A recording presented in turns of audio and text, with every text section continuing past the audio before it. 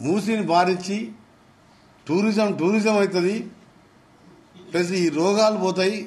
మూసి నీళ్ళకు pipe line ద్వారా separate చేసేసి రివర్లో కలపడం, కృష్ణా రివర్లో ఇంత మంచి కార్యక్రమం చేస్తుంటే మానవత్వం లేని ప్రతిపక్షాలు, ముఖ్యంగా టీఆర్ఎస్ పార్టీ ఆ ప్రభుత్వాన్ని కానీ ఆ ప్రభుత్వాది నేతలకు కానీ అందులో మంత్రి పనిచేసిన ముఖ్యమంత్రి కానీ మంత్రి కేటీఆర్ కానీ హరీష్ రావు కానీ మానవత్వం లేదు వీళ్ళకు.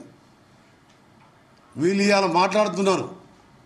ఇలా అవసరం లేకుండా 50 టీఎంసీలతో మల్లన్న సాగర్ కట్టే అవసరం ఏందాడా? మీరు 30 టీఎంసీలు చూడండి, చుక్క కదలకుండా అక్కడనే ఉంటే మొట్టమొదటిసారి నేను మన ఉత్తమ్ కుమార్ రెడ్డి గారితో ఆఫీసర్లతో మాట్లాడి ఆలేరు కాన్ఫరెన్స్కి చెరువులు నింపడానికి నీళ్ళు వదిలిపెట్టించిన మొదటిసారి. ఆయన మల్లన్న సాగర్ పూర్తి అన్నీ 5 ఏళ్ళు అయింది. అట్లే ఉంటుంది వాటరు. 15,000 కోట్లు ఉట్టి రిజర్వాయర్కు. ఒక ఆంధ్ర కాంట్రాక్టర్కు 2 కాంట్రాక్టర్లకు 15,000 కోట్లు ఎర్త్ బండ్ అంటే అందులో 5-6 కోట్లు కుట్టి ఆ రిజర్వాయర్ మీదే వస్తాయి. ఆ రిజర్వాయర్ ఆడికెళ్ళి కొండపోచమ్మ, రంగనాయక సాగర్ ఇవన్నీ ఎక్కడికి పనికిపోయి. కానీ మాత్రం కాళేశ్వరం 3 స్టెప్లలో పైకి లిఫ్ట్ చేసి కిందికి వదిలిపెట్టుకొని ఒక తుగ్లక్ పనిలాగా కట్టడం అయిపోయింది, కూలిపోవడం అయిపోయింది, 1,50,000 కోట్ల బుగ్గిపాలైపోయింది. ఇవాళ నీకు మానవత్వం లేకుండా నువ్వు మల్లన్న సాగర్ కడతప్పుడు భూ నిర్వాసితుల్ని పోలీసులను పెట్టి ఇష్టం ఉన్నప్పుడు వేధించి అప్పటికి కలెక్టర్ని ఏజెంట్గా పెట్టుకొని డబ్బులు అడిగిన వాళ్ళని అక్రమ కేసులు పెట్టి అవసరం లేని రిజర్వాయర్ అంత పెద్ద కెపాసిటీ కట్టి కిందికి నీళ్ళు వదిలిపెట్టకుండా ఫ్లోరైడ్ జిల్లా నల్గొండ జిల్లాకు ఇవ్వకుండా పక్కకేమన్నా బస్వాపూర్ పూర్తి చేయకుండా ఈరోజు ఇంత మంచి కార్యక్రమాన్ని తీసుకుంటే ఏ మానవత్వం ఉన్న మనిషి అయినా అప్రిషియేట్ చేస్తాడు. కానీ మీకు ఎక్కడ పోయినరు మీరు?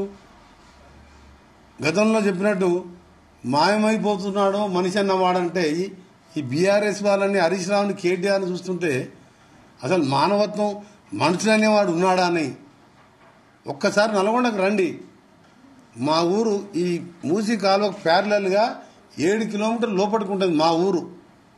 నేను ఇప్పుడు కూడా పోయి ఉంటాం ఊర్లో అప్పుడప్పుడు. పొద్దున్న లేస్తే డ్రైనేజీ వాసన వచ్చి ఊర్లలో కిటికీలు పెట్టుకుంటారు. నీ దగ్గరనే మొత్తం గోదావరి వాటర్, నల్గొండ జిల్లా మొత్తమే ఫ్లోరైడ్ ప్లస్ ఈ మూసి వాసనతో బతకాలి. మీరేమన్నా మనుషులేనారా? మీరేమన్నా ఏం బాధలు మానవత్వం? ఒకసారి రా, పెద్దంబర్పేట రా, కుంటూరు రా, క్లీనింగ్ చేసి నువ్వే డెవలప్మెంట్ మూసి డెవలప్మెంట్ అంటివి, ఫ్రంట్ అంటివి ఓ చైర్మన్ పెడుతుంది. ఏం చేసినావు నువ్వు 10 ఏళ్ళు? అమెరికా అటు పోను, జపాన్ పోను, అటు పోను, ఇటు పోను, ఇటుపోయినావో ఏం చేసినావో ఎవరు అడుగుతున్నావు అని 1,00,000 కోట్లు సంపాదించుకున్నావు. ఎందుకు ఈ ఆలోచన రాలే నీకు? 1,000 కోట్లు తీసుకొచ్చినావు. 1,000 కోట్లతో కాదు, 10,000 కోట్లైనా 20,000 కోట్లైనా ఎంత ఖర్చు అయినా సరే మూసిని చేయాలని చెప్పి ముఖ్యమంత్రి గారిని మేము స్పెషల్గా రిక్వెస్ట్ చేసినాం. ఆ తర్వాత అనౌన్స్ చేసినామని అభినందించినాం. మా జిల్లా ప్రజలు ఇవాళ చాలా సంతోషంగా ఉన్నారు.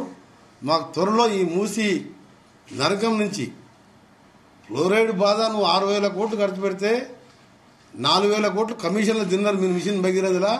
ఇప్పుడు ఫ్లోరైడ్ శాతం పెరిగిందని ఆయన పేరు మన సీఎం అడ్వైజర్ ఉండే ఆమె పేరు ప్రియాంక వర్గీస్, పిహెచ్డి దీని మీద మూసి మీద నల్గొండ మీద చేసింది. కేసీఆర్ దగ్గర ఓఎస్డీగా ఉండే ఆమె ఇప్పుడు నల్గొండ పరిస్థితి చెప్పింది. రీసెర్చ్ చేసి ఆమె రీసెర్చ్ చేసి పంపించింది. మూసి నడితో పండే పంటల్లో బారా లోహాలు అంటే హెవీ మెటల్స్ కారణంగా తింటే అనారోగ్యం పాలవుతున్నారు. కావాలనుకుంటే మాజీ సీఎం కేసీఆర్కు ఓఎస్డీగా పనిచేసిన కేసీఆర్ ప్రియాంక వర్గీస్ని మీరు అడగండి. ఆమె ఒక పిహెచ్డీలో ఆమె ఒక ఆర్టికల్ రాస్తే నాకు ఆమె దగ్గర ఆ పిహెచ్డీలో పనిచేసి ఒక అతను పంపించాను. ఉస్మాన్ యూనివర్సిటీలో చేసిన పిహెచ్డీ ఆ డాక్టర్ వెంకటేశ్వర్లు వాళ్ళంతా కలిసి చేసి ఇప్పుడు ఫ్లోరైడ్ శాతం పెరిగింది. కేసీఆర్ దరిద్రం వచ్చినాక.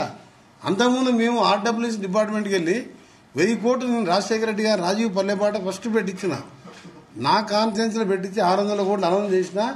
ఆ తర్వాత 600 కోట్లు మళ్ళీ అనౌన్స్ చేసి సింపుల్గా డ్రింకింగ్ వాటర్ ఇచ్చినాం. ఎక్కడ మిషన్ భగీరథ అందరికీ తెలుసు. అది మొత్తం తినడానికని 6000 కోట్లు 2 ప్యాకేజ్ చేసి నల్గొండల ఏ ఊర్లో నీళ్ళు వస్తలేవు. కేసీఆర్ నడుతా అటు కేసీఆర్ లేడనుకో, ఇక కేటీఆర్ నడుతా నువ్వు పోదాం, ఏ ఊరికైనా పోదాం నల్గొండ జిల్లాలో. మీకు ఫ్లోరైడ్ నీళ్ళు వస్తున్నాయా, మిషన్ భగీరథ నీళ్ళు వస్తున్నాయా అడుగుదాం కేసీఆర్. ప్లస్ మూసీతో మీరు బతకగలుగుతుండ్రా? ఎందుకింత నల్గొండ అంటే కోపం నీకు? నల్గొండ అంటే మన ఘోరంగా ఒక్కొక్కటి 60-70 వేలతో ఓడగొట్టినందుక? లేకపోతే నల్గొండ అంటే తెలంగాణ ఉద్యమానికి నాంది, శ్రీకాంతాచారి పుణ్యమాని, తెలంగాణ మలిదశ ఉద్యమంలో ఉవ్వెత్తున రుచి వచ్చిందే తెలంగాణ శ్రీకాంతాచారి. ఆనాటి సాయుధ తెలంగాణ రాష్ట్ర పోరాటంలో కూడా నల్గొండనే ముందు మలిదశ తొలిదశ ఉద్యమంలో కొండా లక్ష్మణ్ బాపూజీ భువనగిరికి వెళ్ళి ఎమ్మెల్యేగా ఉండి మంత్రి పదవిలో ఉండి నాకు తెలంగాణ కావాలి, ఒక మంత్రి పదవి తీసుకోను అని చెప్పి ఆయన తర్వాత నేను తెలంగాణ అనౌన్స్ చేసిన తర్వాత మళ్ళీ మంత్రి పదవి తీసుకుంటే కూడా తెలంగాణ రాష్ట్రంలోనే మంత్రి అవుతా అని చెప్పిన. ఇంకా రావి నారాయణ రెడ్డి, మల్లు స్వరాజ్యదేవి అలాంటి ఆ పోరాటాల గడ్డ. ఎందుకు ఇట్లా మా మీద కక్ష తీస్తున్నాను? నీకు మొన్న ఒక సీట్ వచ్చింది, పనికిరాని మంత్రి 10 ఏళ్ళు మంత్రిగా ఉండి 3000తో 4000తో గెలిచిండు. నీకు మళ్ళసారి నల్గొండ వస్తే టీఆర్ఎస్ బీఆర్ఎస్ నాయకులకు మా మూసి కంపు మా మీద వచ్చి రోగాలు వచ్చి చచ్చిపోతున్నాం మేము.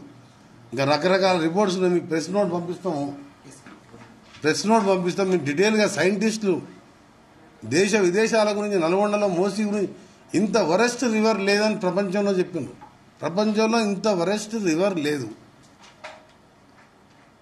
డ్రైనేజ్ కలుస్తుంది, ఇండస్ట్రియల్ వేస్టేజ్ కలుస్తుంది, అన్ని ఫార్మాస్యూటికల్ కంపెనీలన్నీ చౌటుపల్లి పోచంపల్లి ఇక్కడనే పెట్టిండ్రు.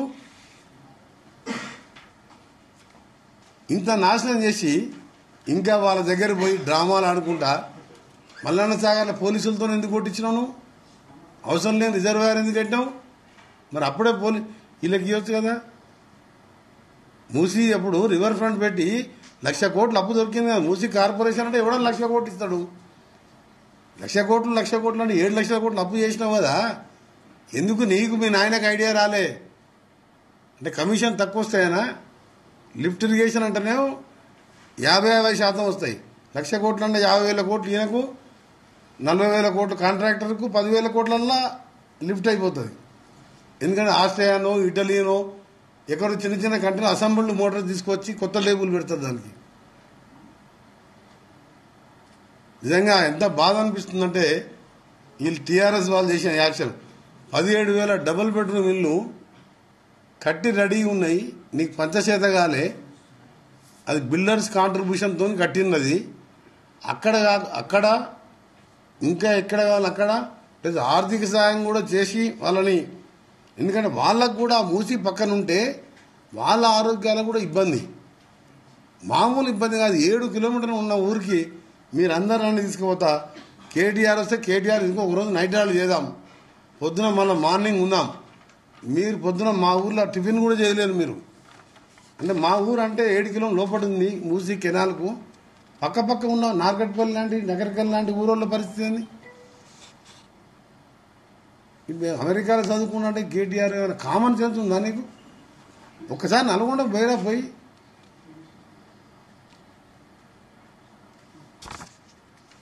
ఒకటే అంటున్నా, మీ టీఆర్ఎస్ వాళ్ళు కానీ బీజేపీ వాళ్ళు కానీ మీకు మానవత్వం ఉందా? మీరు నాయకులేనా లేకపోతే రాజకీయ నాయకులు అనేవారు ప్రజలు పడుతున్న బాధల గురించి మాట్లాడతారు.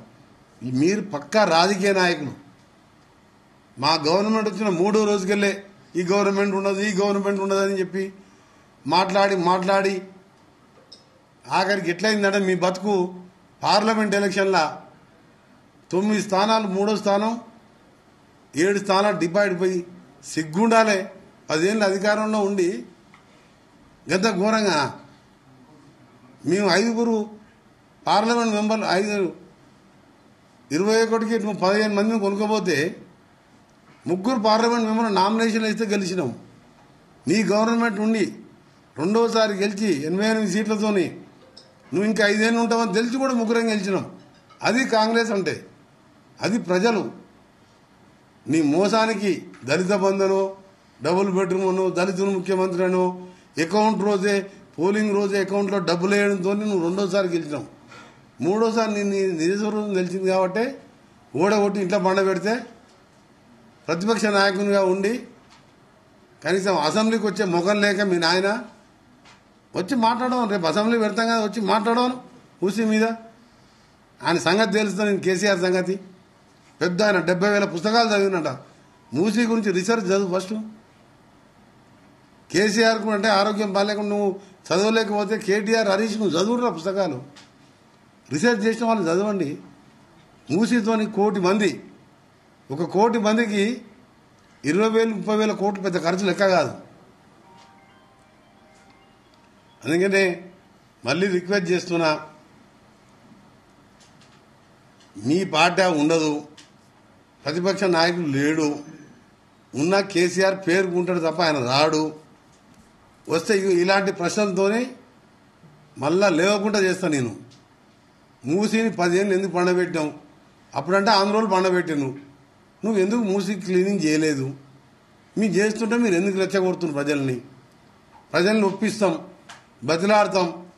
ఇది దీంతో మీకు కూడా రోగాలు వస్తాయి. మూసీ పక్కన ఉంటే మీకు ఇక్కడ ఇల్లు ఇస్తాం, 20,000 సాయం చేస్తాం.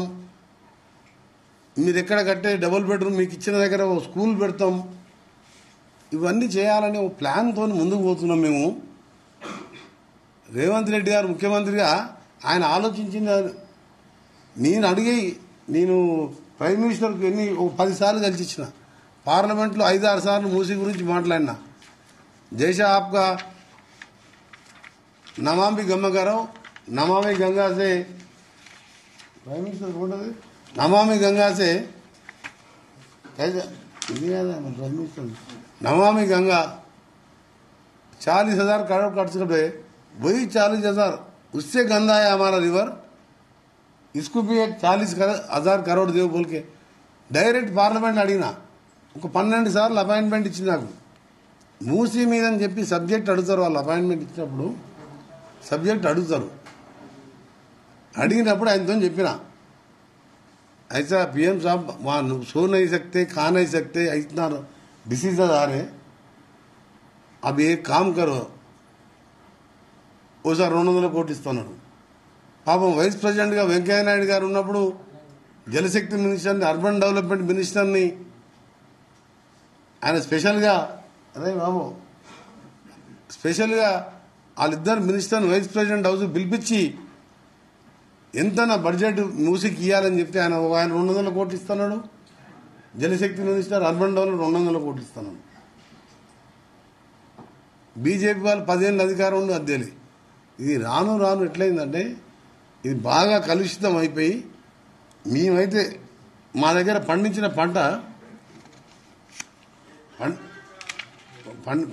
పంటని బయట అమ్మి బియ్యం వేరే కొనుక్కొచ్చుకుంటాం. పండించిన పంటని प्रोजेक्ट का जो हैदराबाद से क्रॉस होके हैदराबाद के शुरू होके वो पोचमपल्ली में नलगोंडा से रिवर में मिल जाता है. पूरा हैदराबाद का untreated drainage water mixing in the Musi river it goes to along with 150 kilometre.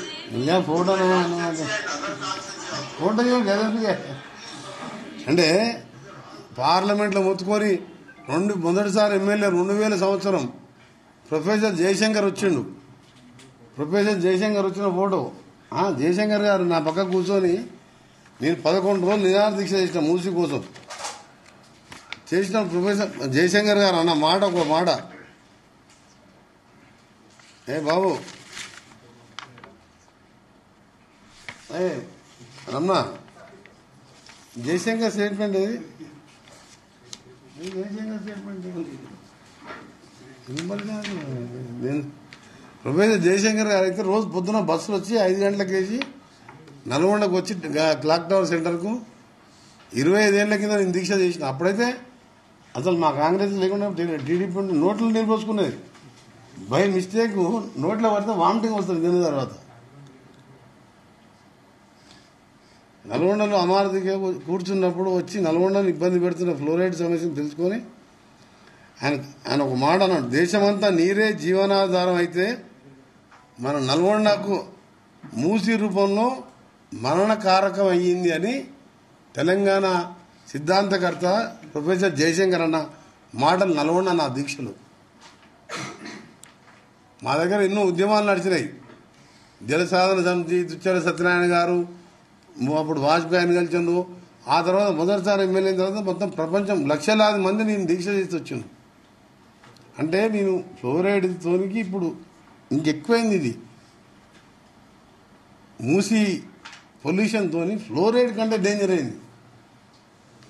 ఎందుకు ఇట్లా రెచ్చగొడుతున్నావు? కేటీఆర్ హరీష్ రావు పని లేకపోతే దోసుకున్న సంపాదనతో బిజినెస్ చేసుకొని పోయి ఎక్కడో బతకండి.